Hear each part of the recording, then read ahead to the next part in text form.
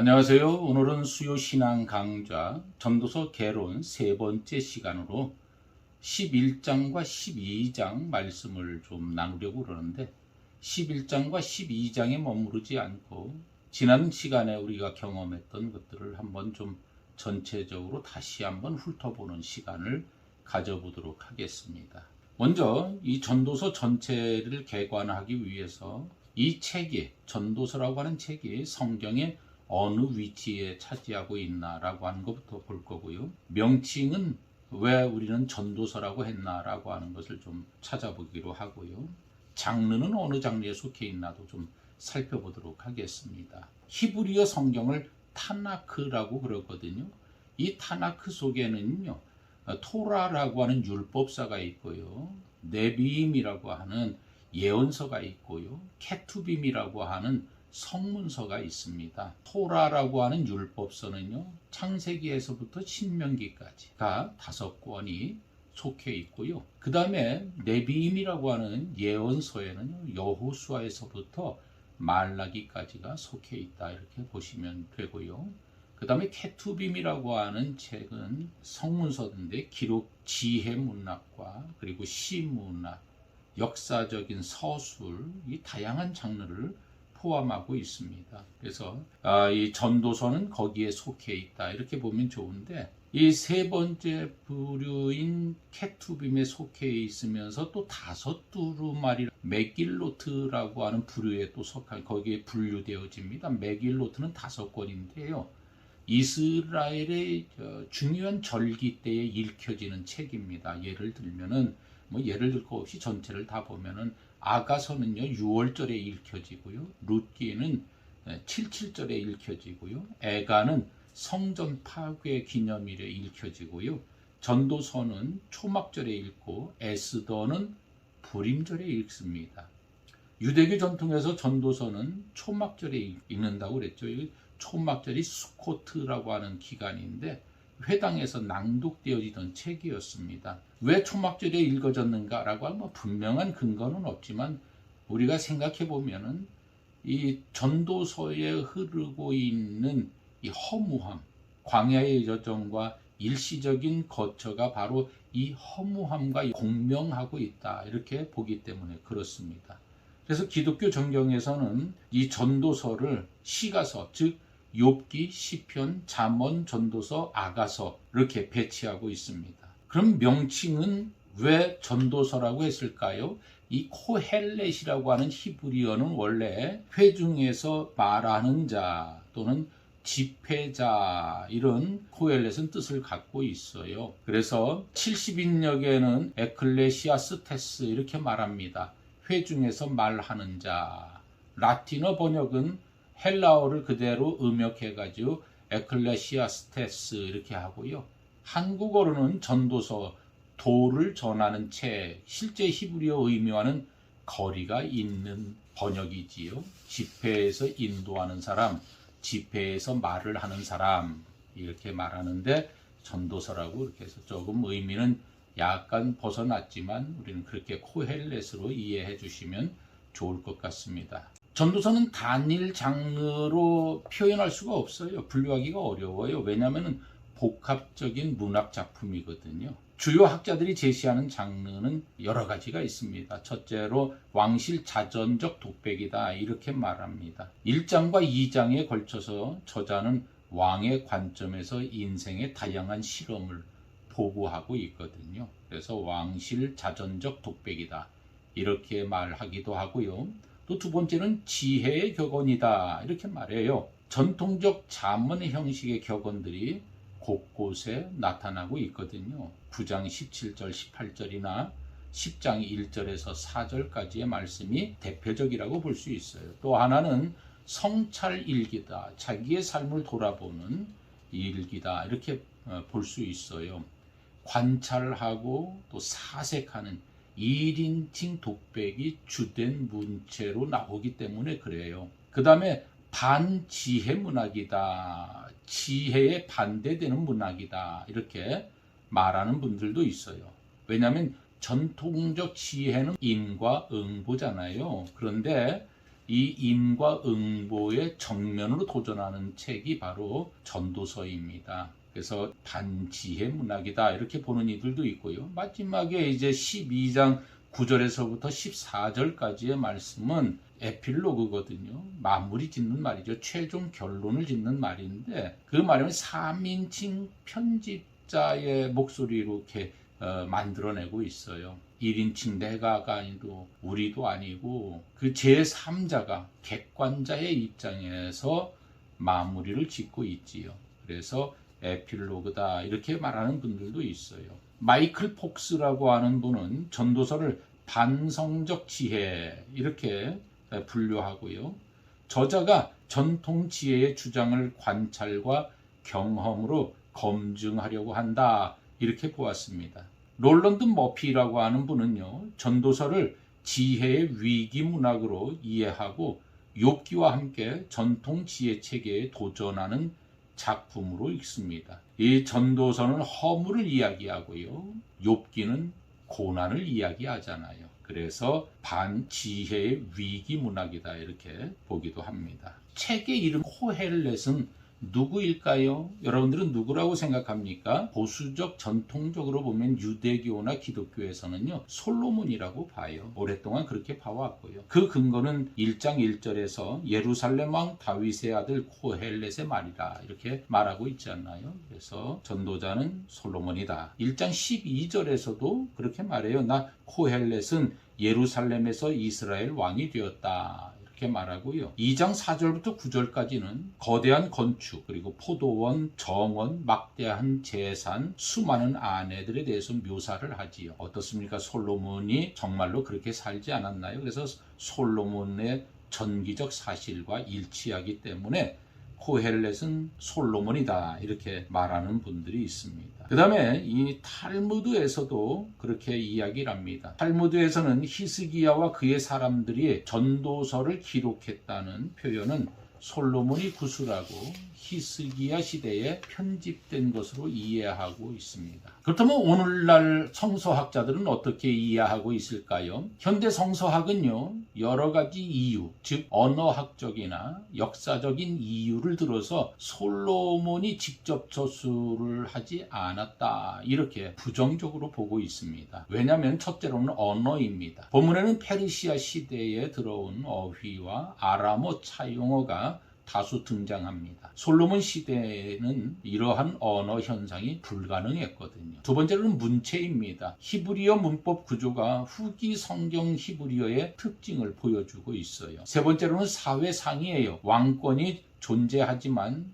저자가 왕 아래에 있는 관료처럼 묘사되는 구절들이 있거든요. 예를 들어서 5장 8절 9절 말씀이 있지요. 그 다음에 세 번째로는 그리스 헬레니즘의 영향이 있어요. 일부 학자들은 헬레니즘적 철학 개념이 들어가 있다고 봐요. 어떤 개념이냐면은 문명론이 있고요. 그 다음에 쾌락주의적인 요소들이 들어가 있다 이렇게 이야기합니다. 그래서 이 코헬렛은 솔로몬이 아닐 것이다 라고 하는 쪽으로 오늘날 성서학은 흘러가고 있다 이렇게 보시면 좋을 것 같습니다. 따라서 현재 학계의 주류 입장은 코헬렛이 기원전 5세기에서부터 3세기 사이에 페르시아 말기 그리고 헬레니즘 초기에 예루살렘의 무명 지혜 교사가 자신의 가르침의 권위를 더하기 위해서 솔로몬의 권위를 문학적으로 차용했다. 이름을 차용했다. 이렇게 보고 있는 것입니다. 저작 연대와 역사적인 배경을 보면요. 보수적 전통주의적인 학자들은요. 기원전 950년경 솔로몬 치세에 쓰여졌다. 이렇게 여전히 보는 분들이 있고요. 중간 입장이 가장 많은데요. 기원전 450에서 300년 페르시아 시대 후기에 쓰여졌다. 이렇게 보는 분들도 있습니다. 그리고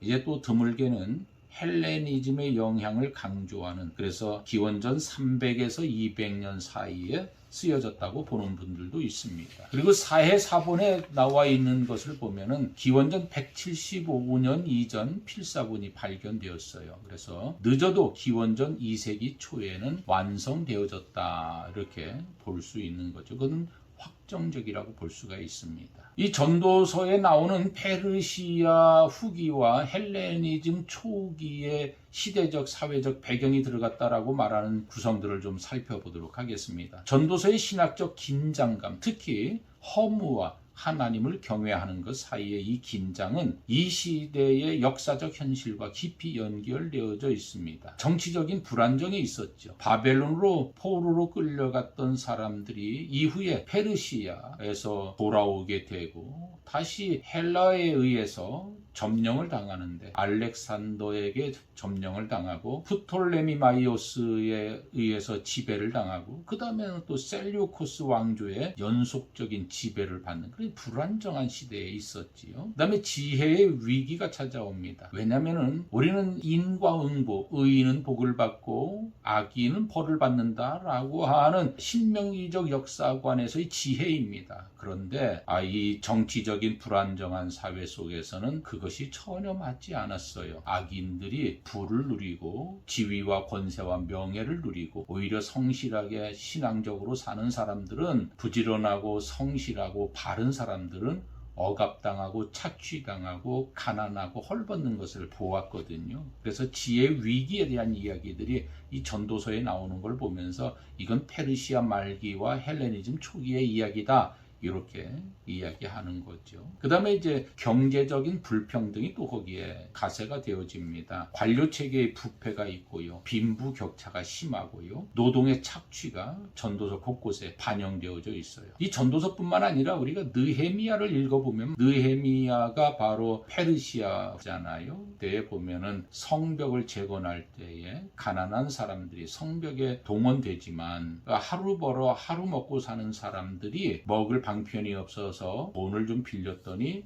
나중에는 그 이자 때문에 아들과 딸들을 종으로 팔아야 되는 비극적인 상황까지 다다르게 되었다라고 하는 내용이 느헤미야에 나오는 것을 보게 되지요. 그리고 이제 그리스 사상과의 만남이 여기 기록되어져 있다는 거예요. 이 에피쿠로스적인 쾌락, 그다음에 스토아적인 운명론이 여기에 녹아져 있다 이렇게 보는 분들도 있습니다. 이 전도서의 핵심 신학은 그럼 뭘까요? 허무입니다. 히브리어로는 헤벨이라고 말해요. 그래서 이 전도서를 이해하는 핵심적인 키워드가 뭐냐라고 물으면은 헤벨입니다. 전도에서 가장 중요한 단어는 단연 헤벨이지요.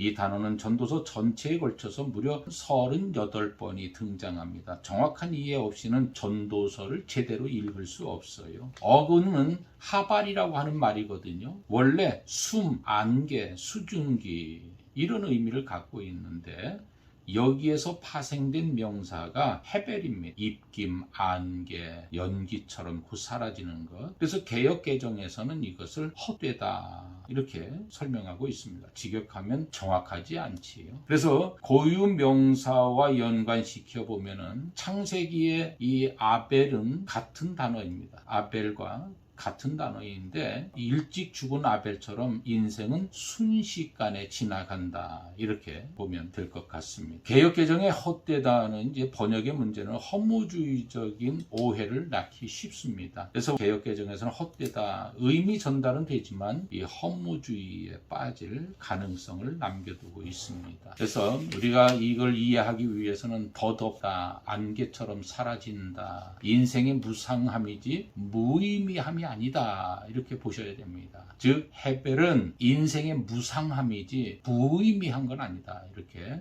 헛되다라고 보시지 않는 게 좋을 것 같습니다. 코헬렛이 말하는 즉 전도자가 말하는 헤벨은 삶의 무의미가 아닙니다. 삶이 우리 손에 붙잡히지 않는다는 것이지요. 안개는 아름답습니다. 하지만 쥘 수 없습니다. 이것이 인간 조건의 진실이에요. 인간이 갖고 있는 진실이란 말이죠. 그래서 이 지점에서 창조주를 향한 경외가 의미를 갖게 되는 거예요. 이제 해 아래라고 하는 표현이 또 나오지요. 29번 등장하게 됩니다. 전도서에서 29번 반복되는 이 표현은 단순한 그런 공간에 대한 묘사가 아니에요. 이것은 신학적인 경계선을 이야기하거든요. 해 아래와 해 위를 이야기해요. 해 아래는 피조의 세계이고요. 해 위에는 하나님과 영원함을 가리키는 세계. 이게 해 아래와 해 위로 이야기되는 거고요. 그 다음에 이 해 위는 시간과 죽음의 지배를 받지 않는 영역이고요. 해 아래는 시간과 죽음의 지배를 받는 이런 영역을 말합니다. 그래서 모든 해별은 해 아래에서 일어납니다. 허무한 건, 무의미한 건 바로 해 아래에서 일어나는 거예요. 그래서 전도서 11장 12장의 결론은 해 아래의 현실을 인정하면서 해 위에 있는 창조주를 향해 눈을 드는 겁니다. 내가 이 땅 위에 발을 딛고 살아가면 한계를 가지고 있는 우리들이, 넘어설 수 없는 경계를 갖고 있는 우리들이 하나님 나라, 영원한 나라, 한계가 없는 나라를 바라보게 되는 것. 이게 바로 오늘 성경이 우리에게 말하는 해벨이다, 경외다 라고 하는 것을 우리가 알아야만 되겠습니다. 자, 그러면 이제 우리가 11장, 12장의 말씀을 좀 나눠보도록 하겠습니다. 11장 1절에 보면 떡을 물 위에 던져라 이렇게 말씀하죠. 너는 내 떡을 물 위에 던져라. 여러 날 후에 도로 찾으리라 이렇게 말씀하셔요. 이 구절은 성경 전체에서 가장 해석이 다양한 그런 구절 중에 하나입니다. 주요 해석들을 정리하면 이렇습니다. 상선무역이거든요. 이게 이제 다수의 지지를 받고 있는데요. 고대 근동에서 곡물을 배에 실어가지고 나르게 됩니다. 배에 실으면 풍랑이 일게 돼서 이게 목적지까지 갈 수 있을지 없을지를 몰라요. 이게 불확실한 거지요. 불확실한 항로로 보내는 상업의 투자를 어떻게 될지 모르지만 투자하는 겁니다. 인생을 투자하고 돈을 투자하고 기회를 투자하는 거죠. 그래서 결과는 알 수 없지만 투자하라는 겁니다. 이게 1절의 말씀인 거예요. 두 번째로는 이 선행과 자선 해석이 우리가 설교할 때 가장 많이 해석하고 인용하는 말씀입니다. 가난한 자에게 먹을 것을 나누어 주라는 의미입니다. 여러 날 후에 도로 찾으리라고 하는 표현은 하나님이 갚아주신다라고 하는 약속으로 보는 거죠. 그 다음에 이제 씨앗 파종에 대한 해석인데요. 물이 범람한 이집트의 이야기입니다. 나일강 삼각주에서는요, 농사를 지을 때에 물이 아직 차 있을 때에 씨를 물 위에 던지듯이 파종한다고 그럽니다. 그래서 이것을 가리켜서 물 위에 던져라. 그럼 여러 날 후에 그것을 다시 찾게 될 거다. 여러 배로 다시 받게 될 거다. 이렇게 이야기를 합니다. 여러분들은 어떤 게 정상적인, 어떻게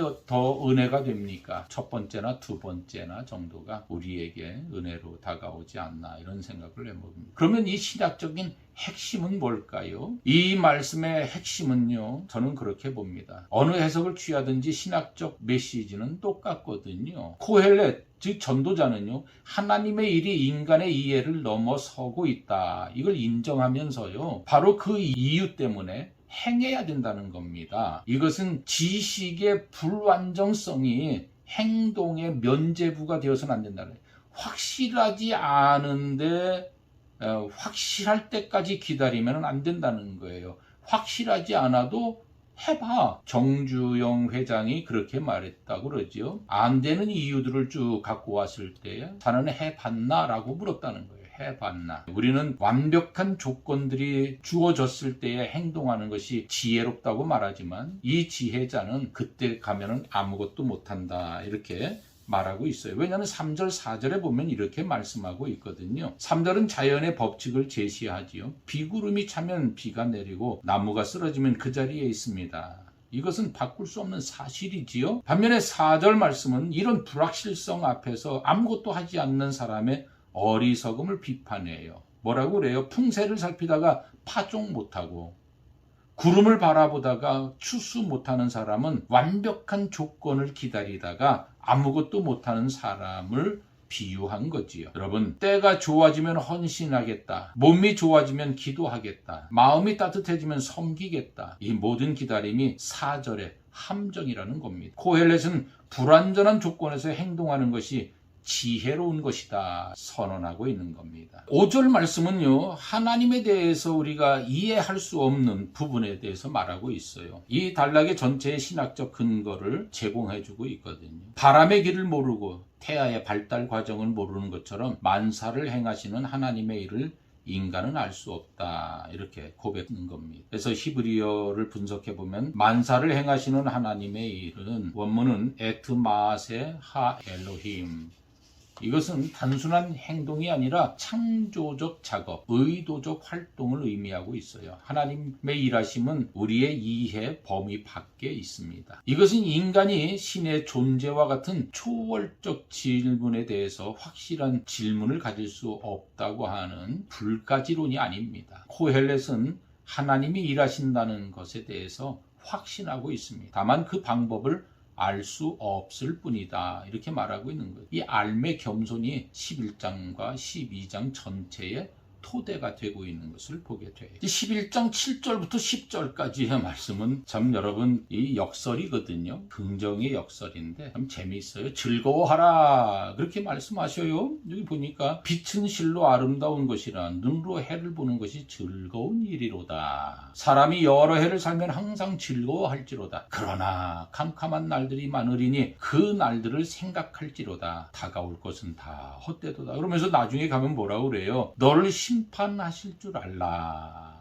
이게 무슨 말인 것 같아요. 제가 이 말씀을 보면서 참 하나님 재미있으신 분이다 이런 생각이 들었어요. 이 구절은 전도서에서 매우 드문 아주 순수한 긍정적인 말씀이거든요. 헛되다 헛되다 헛되다 하다가 이 선언은 이 창조의 아름다움을 인정하는 창조신학적인 고백이라고 보아져요. 창세기 1장에서 하나님이 빛을 창조하시고 좋았더라 하신 것과 같지요. 그래서 9절에 보면 허락하고 경고에 하나님께서 또 즐겁게 살아라, 누려라, 쾌락을 즐겨라 뭐 이렇게 말한 것 같은데 나중에 가서 그렇게 살다간 죽어 임마 그러는 것 같아요. 꼭 9절 말씀 제가 읽어드릴게요. 청년이여 내 어린 때를 즐거워하며 내 청년의 날들을 마음에 기뻐하며 마음이 원하는 길들과 내 눈이 보는 대로 행하라. 내가 즐거운 대로 살아라는 거예요. 그러나 하나님이 이 모든 일로 말미암아 너를 심판하실 줄 알라. 내가 어떻게 살든지 좋아. 그런데 말이야 나중에 그것 때문에 된통 당할 수 있다.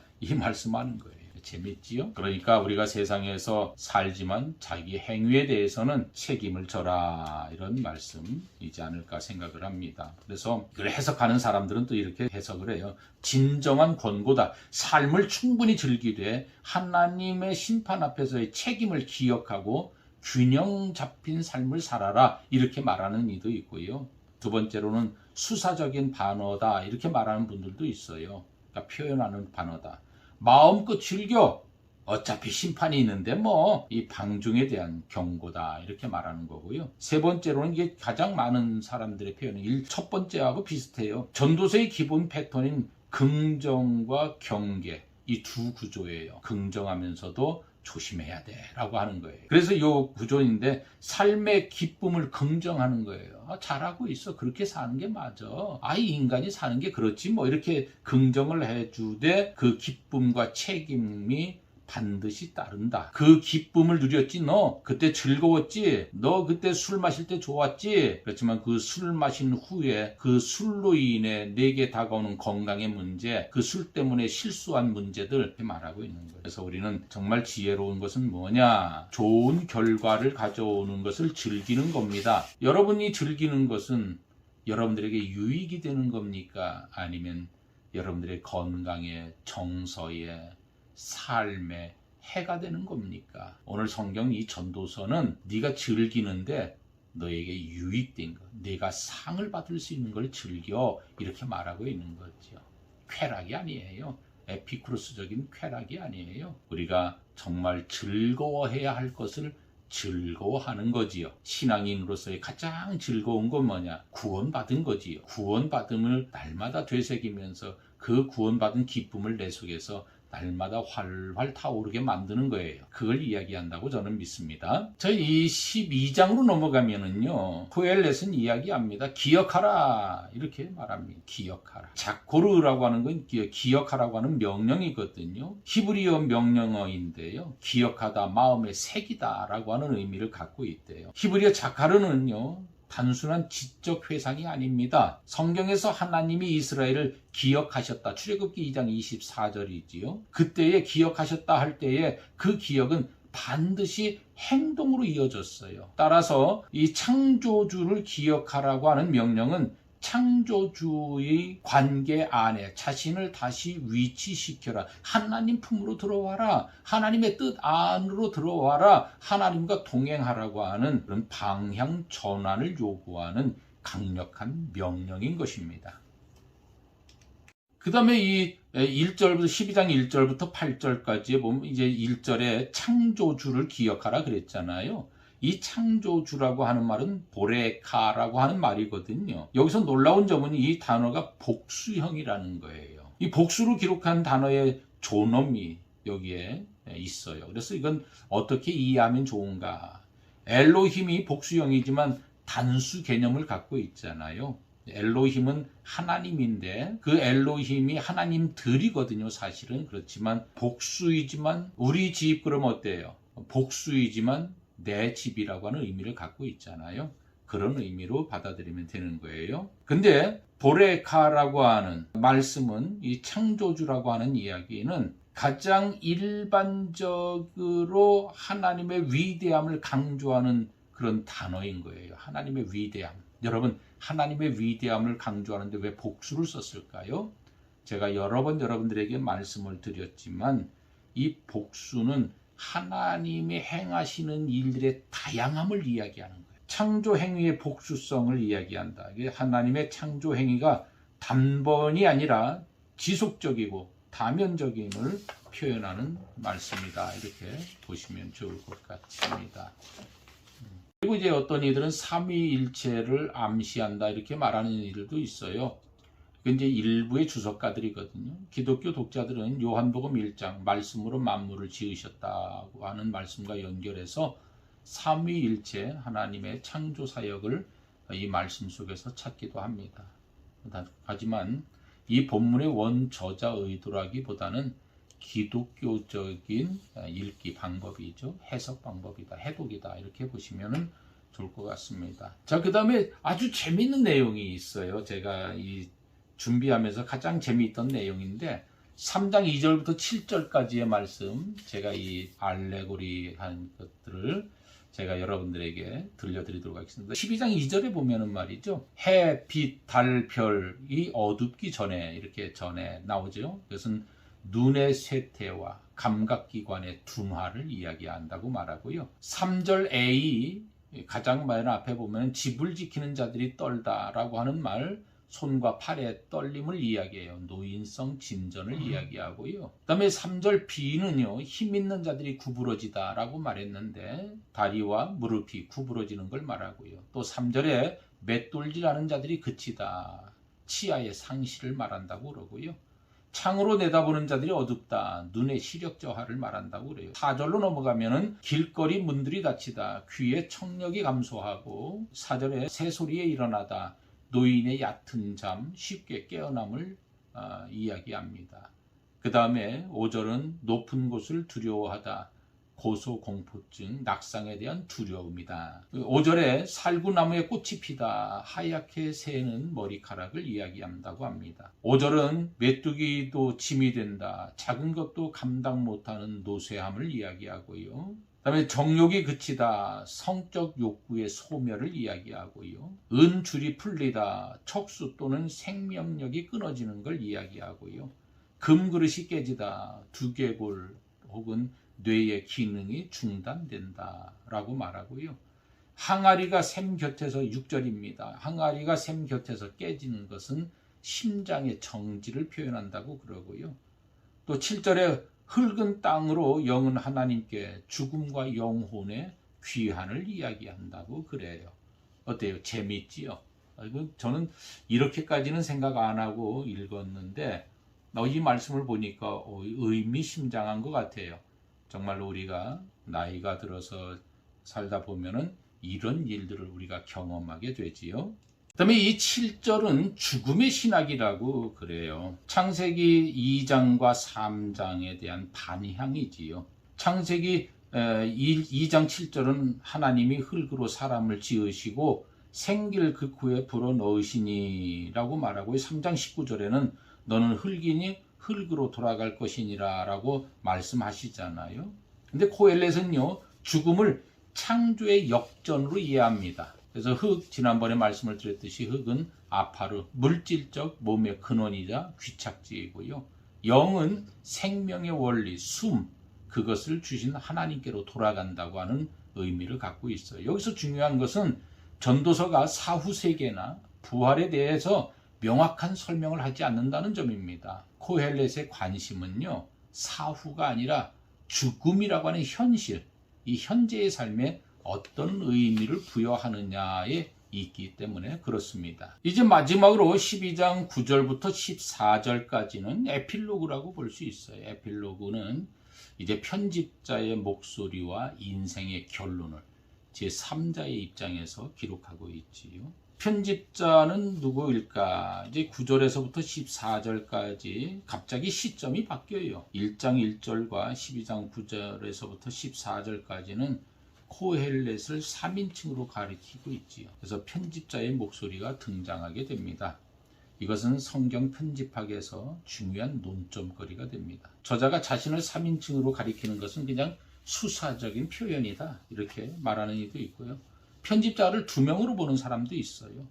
코헬렛 이후에 세대가, 그러니까 코헬렛이라고 하는 이 전도자가 글을 써놨는데 그 이후에 어떤 사람이 이 책을 편집한 거예요. 그래서 책의 완성을 위해서 틀을 추가하고 이 편집자가 나중에 그것을 이렇게 에필로그, 결론을 지어줬다, 이렇게 보는 거죠. 그래서 이건 이제 코헬렛이 한 이야기들을 모아서 그가 갖고 있던 정통의 신앙 안에서 해석하려고 했다, 이렇게 보시면 좋을 것 같습니다. 13절에 보면 일의 결국을 다 들었으니 하나님을 경외하고 그의 명령들을 지킬지어다. 이것이 모든 사람의 본분이니라, 이렇게 말씀하고 있어요. 모든 사람의 본분이라고 하는 말, 이 구절은 개역 개정의 번역보다 훨씬 강력한 원문을 가지고 있어요. 콜 하에나심이라고 그래요. 이게 직역하면 인간의 전부다. 사람의 본분이라고 하는 게 아니라 이게 인간의 전부다. 이 본분이라고 하는 번역은 의무, 역할의 개념을 부과하지요. 그렇지만 성경은 이게 인간이야, 이렇게 말씀하고 있지요. 그래서 본분보다 전부가 더 강력하지요. 코헬렛은 하나님을 경외하는 것이 인간의 여러 의무 중 하나가 아니라 인간 존재 자체의 정의라고 선언하고 있는 겁니다.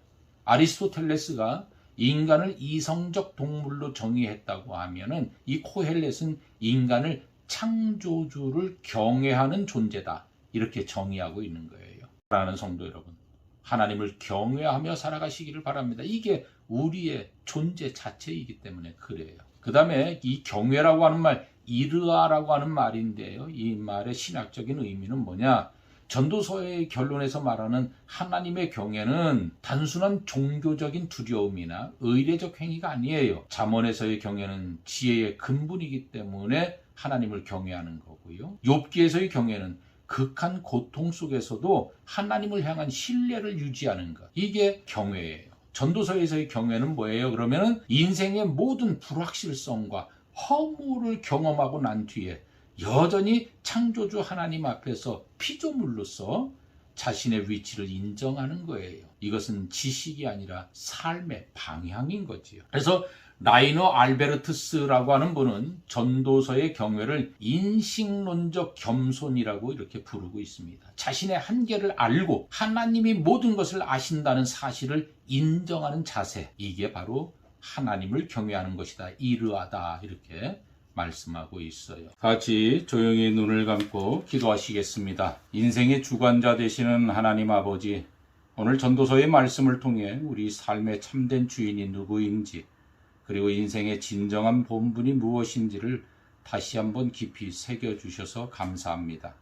주님, 우리가 솔직히 고백합니다. 우리는 오랫동안 주님을 믿어왔지만 때로는 그 믿음이 형식이 되고 마음이 무뎌지고, 주님, 우리가 솔직히 고백합니다. 우리는 오랫동안 주님을 믿어왔지만 때로는 그 믿음이 형식이 되고 마음이 무뎌지고 영혼이 건조해질 때가 있었습니다. 손에 쥐려 했던 세상의 것들 앞에서 정작 가장 중요한 창조주를 잊고 살았던 시간들을 오늘 주님 앞에 내려놓습니다. 허무한 것들을 붙잡느라 정작 영원한 것을 놓쳤던 우리를 용서하여 주시옵소서. 그러나 주님, 오늘 이 자리에 나오게 하신 것은 주님이십니다. 아직 우리를 포기하지 않으신 것입니다. 그 은혜가 얼마나 감사한지 모릅니다. 이제 오늘 들은 말씀이 귀로만 듣고 끝나지 않게 하소서. 내일 아침 눈을 뜰 때 단 한마디라도 하나님, 저는 당신의 피조물입니다 라고 고백하는 그 짧은 기억이 우리 하루를 바꾸게 하옵소서. 결과가 보이지 않아도 믿음으로 선을 행하게 하소서. 마음이 내키지 않아도 공동체의 자리를 귀히 여기게 하소서. 여의도 감리교회 성도님들 한 분 한 분의 삶을 주님이 붙들어 주시옵소서. 몸이 아프신 분들을 고쳐주시고 마음이 상한 분들을 위로해 주시고 두려움 속에 있는 분들에게 하늘의 평안을 허락해 주옵소서. 이 교회가 허물을 넘어선 생명으로 충만하게 하옵소서. 인생의 정답 되신 예수 그리스도의 이름으로 기도드립니다. 아멘. 자, 그럼 우리가 유대교와 기독교 전통에서 전도서를 어떻게 읽을 것인가 몇 가지만 좀 나누도록 하겠습니다. 전도서는 유대교 정경 수납 과정에서 상당한 논쟁을 겪었다고 그래요. 얌리아 회의라고 그래요. 기원전 1세기 말에서 기원 후 1세기 초까지 있었는데 전도서가 손을 더럽히는가라고 하는, 즉 성스러운 책인가에 대한 논쟁이 있었습니다. 샴마이 학파는 반대했고 힐렐 학파는 찬성했다고 그래요. 결국 정경에 포함되었습니다. 반대 이유는요, 쾌락주의적 표현이 있었고요. 11장 9절에 있는 말씀, 죽음 후의 불확실성에 대한 이야기들이 있고요. 하나님의 불가해성 등이 이단적으로 보일 수 있었기 때문이라고 합니다. 찬성했던 사람들은요, 솔로몬 귀속 전통이 있고요. 그리고 무엇보다 12장 13절에서 14절의 결론이 전통신앙과 일치했다고 해석했기 때문에 그렇습니다. 그럼 초기 기독교의 교부들은 어떻게 해석했을까요? 알렉산드리아의 클레멘스는 2세기에 전도서를 금욕주의적으로 읽었습니다. 세상 것들을 포기하고 영적인 진리를 추구하는 근거로 사용했다는 말입니다. 오리게네스는요, 3세기에 알레고리적 해석, 전도서의 허물을 물질 세계의 한시성, 창조주 기억을 플라톤주의적인 영적 상승으로 읽었습니다. 저기 허물을, 이 전도서의 허물이라고 하는 것을 물질 세계의 한시성으로 보았고요. 또 창조주를 기억하라고 하는 신플라톤주의적인 영성 상승으로 읽었다고 합니다. 그레고리 대제는요, 6세기지요. 전도서를 수도원적 삶의 근거로 삼고 세상 포기와 하나님 집중을 강조했습니다. 4세기의 제롬은 불가타 번역을 통해서 허무라고 번역을 했는데 이것이 중세 기독교의 무상, 신학에 큰 영향을 미쳤습니다. 세상은 무상하다, 이렇게 표현했던 거죠. 그 다음에 종교개혁 이후에는 이 마틴 루터는 전도서에 대한 강해를 남겼고요. 당시 스콜라주의 신학의 과도한 사변성에 대한 비판으로 코엘렛을 읽었습니다. 하나님의 선물인 일상을 기뻐하라는 메시지를 적극적으로 수용한 것으로 유명합니다. 깔뱅은요, 전도서를 하나님 없는 삶의 공허함을 보여주는 책으로 읽고요. 창조 세계를 선물로 누리되 창조주를 인정하는 것이 핵심이라고 해석했습니다. 그럼 현대신학에서는 어떻게 말할까요? 칼 바르트는요, 전도서의 허무 인식을 피조물로서의 한계를 인정하는 것으로 봤어요. 이것이 진정한 하나님 신뢰의 출발점이라고 해석하고 있습니다. 즉 피조물이 한계를 가졌어요. 우리가 한계에 부딪힐 때에 비로소 절대자를 인정할 수 있다라고 하는 이야기이죠. 위르겐 몰트만이라고 하는 분은요, 전도서를 희망의 신학과 연결해서 현재의 허무 인식이 미래 하나님 나라에 대한 갈망을 낳는다, 이렇게 해석하고 있고요. 월터 브루그만이라고 하는 분은요, 전도서를 반이데올로기 문학으로 읽고 있습니다. 지배체제의 약속, 근데 이 지배체제들이 약속하지 않습니까?